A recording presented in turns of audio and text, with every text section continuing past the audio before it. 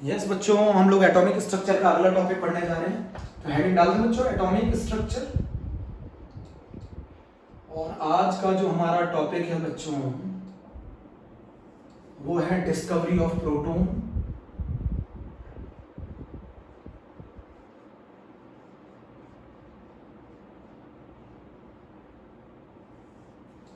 बच्चों आप एक बात समझो, जिस तरीके से डिस्चार्ज ट्यूब के अंदर, ये बच्चों मैंने एक डिस्चार्ज ट्यूब बना दिया,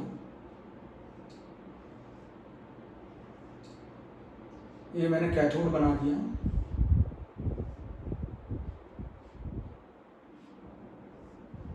और ये मैंने एनोड बना दिया। ये पॉजिटिव चार्ज है, ये नेगेटिव चार्ज है।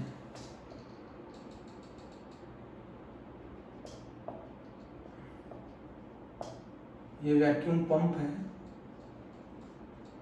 जो बहुत सारी छोटी छोटी चीजें जिन्हें ध्यान रखना पड़ता है। इसके अक्रॉस हम लोगों ने बहुत ही हाई पोटेंशियल लगा रखा है, 10,000 वोल्ट।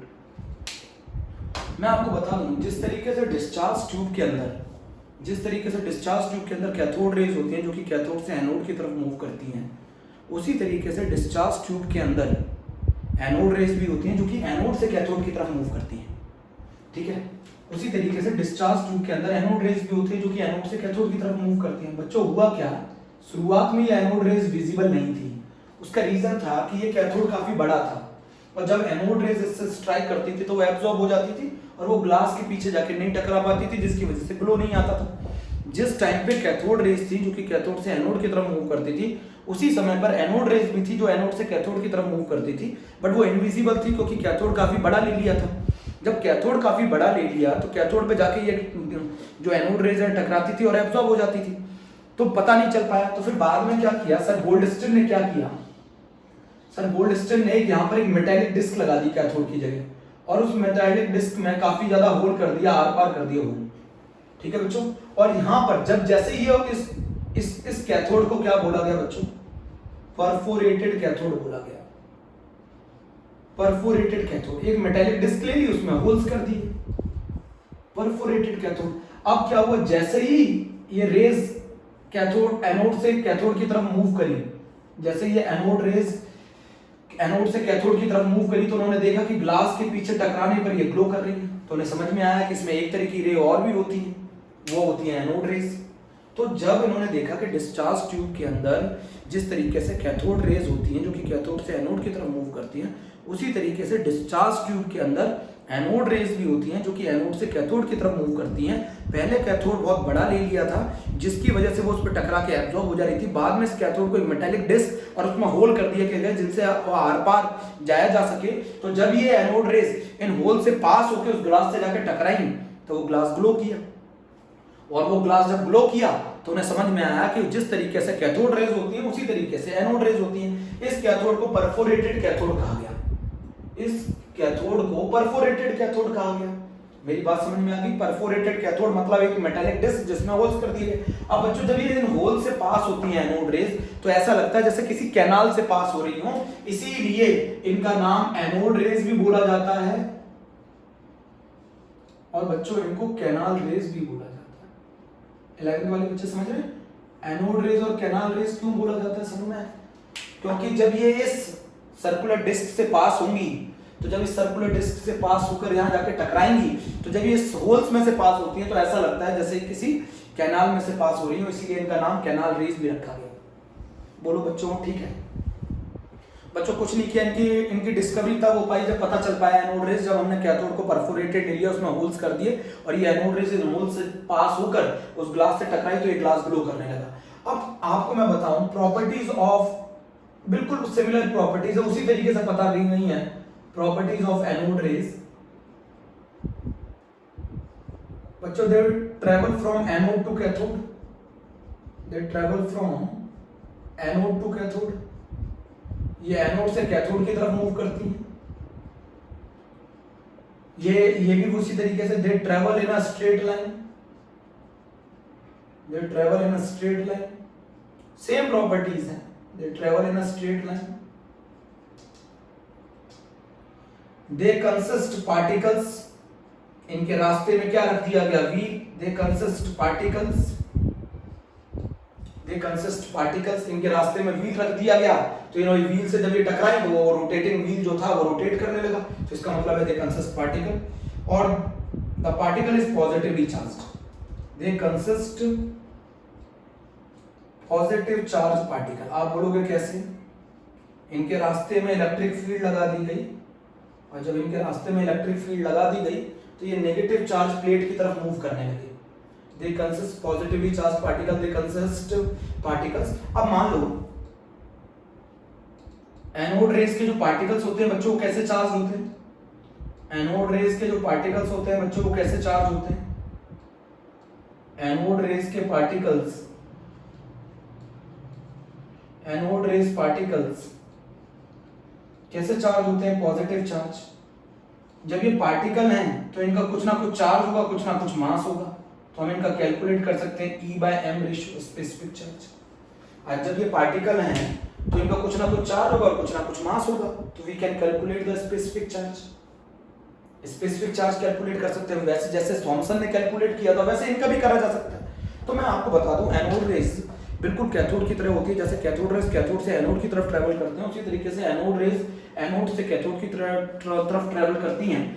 और दूसरा, they travel in a straight line, they move from anode to cathode, they consist particle, they move in a straight line and the particle is positively charged. ये पॉजिटिवली चार्ज रेज होती हैं, और अगर इनकी ये particle से मिलकर बनी हुई हैं तो उस पार्टिकल का कुछ ना कुछ मास होगा, कुछ ना कुछ चार्ज होगा, तो हम इनका स्पेसिफिक चार्ज भी कैलकुलेट कर सकते हैं। But the main difference between cathode rays and anode rays, बच्चों एक मेन डिफरेंस था कैथोड रेज और एनोड रेज के बीच में, वो स्पेसिफिक चार्ज का था। कैथोड रेज और एनोड रेज के बीच में बच्चों जो मेन डिफरेंस था वो स्पेसिफिक चार्ज का था। कैथोड रेज जो डिस्चार्ज ट्यूब में आप गैसेस लेते थे, कैथोड रेज डिस्चार्ज ट्यूब के अंदर जो बच्चों आप गैसेस लेते थे, उन गैसेस के ऊपर कैथोड रेज का स्पेसिफिक चार्ज डिपेंड नहीं करता था। तो कैथोड रेज के और एनोड रेज में मेन डिफरेंस है। Anode rays the specific charge is depend on, anode rays किस पर डिपेंड करती हैं? On nature of gas taken in a discharge tube. अब इस पॉइंट का क्या मतलब है? इस पॉइंट का मतलब है एनोड रेज का जो स्पेसिफिक चार्ज था, एनोड रेज के पार्टिकल्स का जो स्पेसिफिक चार्ज था वो अलग अलग गैसेस के लिए अलग अलग आ रहा था, जबकि कैथोड रेज के पार्टिकल्स का जो स्पेसिफिक चार्ज था वो अलग अलग गैसेस के लिए सेम आ रहा था। बहुत बड़ा पॉइंट है। कैसे? कैथोड रेज जिस पार्टिकल से मिलकर बनी हुई है वो अलग अलग गैसेस के लिए भी वो स्पेसिफिक चार्ज जो पार्टिकल का आ रहा था वो सेम आ रहा था, जबकि एनोड रेज के जो पार्टिकल्स हैं वो अलग अलग गैसेस के लिए उनका स्पेसिफिक चार्ज अलग अलग आ रहा था। मेरी बात समझ गए ना? जहां पर कैथोड रेज के लिए E/m रेशो अलग अलग गैसेस के लिए सेम आ रहा था, उसी तरीके से एनोड रेज के लिए जो E/m रेशो है वो अलग अलग गैसेस के लिए अलग अलग आ रहा था। तो cathode rays nature of gas पे डिपेंड नहीं करती है, जबकि anode rays nature of gas पे डिपेंड करती हैं। Cathode rays nature of gas पे डिपेंड नहीं करती हैं, anode rays nature of gas पे डिपेंड करती हैं। मेरे प्यारे बच्चों ये लिख लो पॉइंट कि cathode rays nature of gas पे डिपेंड नहीं करती हैं, जबकि anode rays nature of gas पे डिपेंड करती हैं। कैसे? कैथोड रेज का जो E/m रेशियो आ रहा था वो डिफरेंट गैसेस के लिए सेम आ रहा था, जबकि एनोड रेज का जो E/m रेशियो आ रहा था वो डिफरेंट गैसेस के लिए डिफरेंट आ रहा था। अब बच्चों ये जो E/m रेशियो है, E/m रेशियो किसका? E/m रेशियो एनोड रेज का, यह हाइड्रोजन गैस के लिए मैक्सिमम आ रहा था।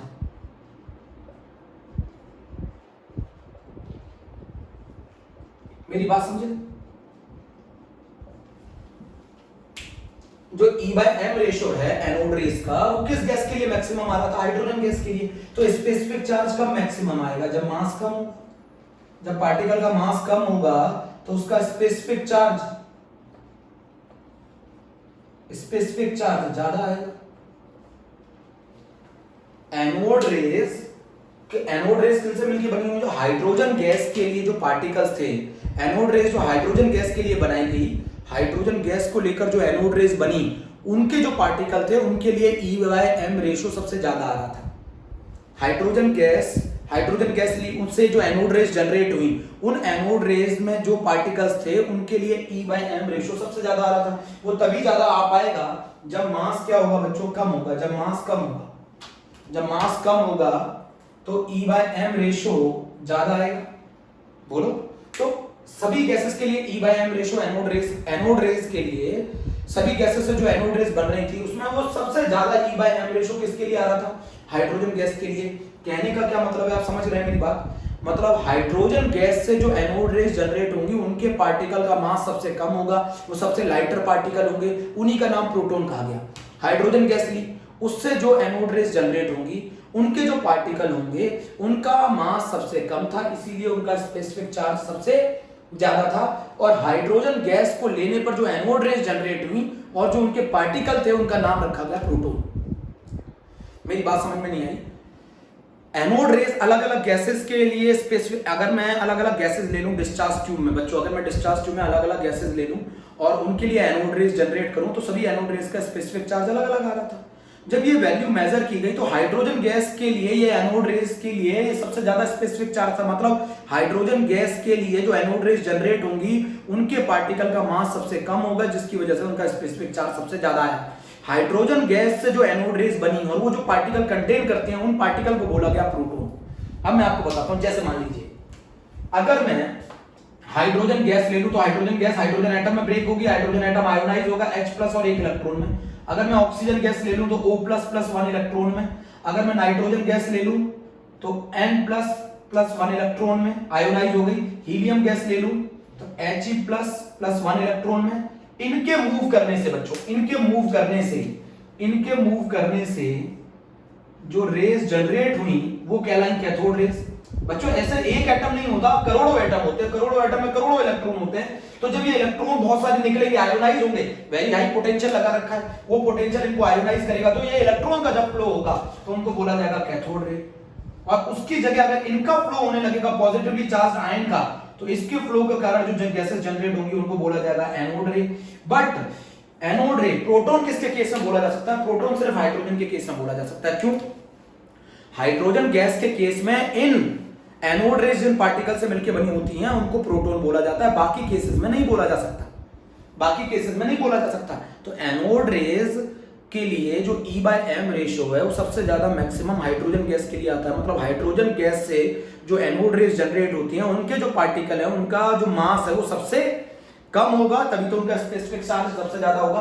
तो अगर हम किसी गैस को ले लेते हैं और वो आयोनाइज कर देते हैं डिस्चार्ज ट्यूब में, तो इलेक्ट्रॉन्स के जो फ्लो होगा उससे कैथोड रेज बनेंगे, और इन पॉजिटिव चार्ज का जो फ्लो होगा, इन पॉजिटिव आयन का जो फ्लो होगा नेगेटिवली चार्ज प्लेट की तरफ, तो उनसे एनोड रेज बनेंगी। अंतर समझिए, इलेक्ट्रॉन सभी में सेम है, तो कैथोड रेज का जो E/m है वो नेचर ऑफ गैस पे डिपेंड नहीं करता। बट अलग अलग गैसेस के लिए पॉजिटिवली चार्ज कैटायन अलग अलग है, पॉजिटिवली चार्ज पार्टिकल अलग अलग है, जिसके कारण इनका स्पेसिफिक चार्ज अलग अलग होगा।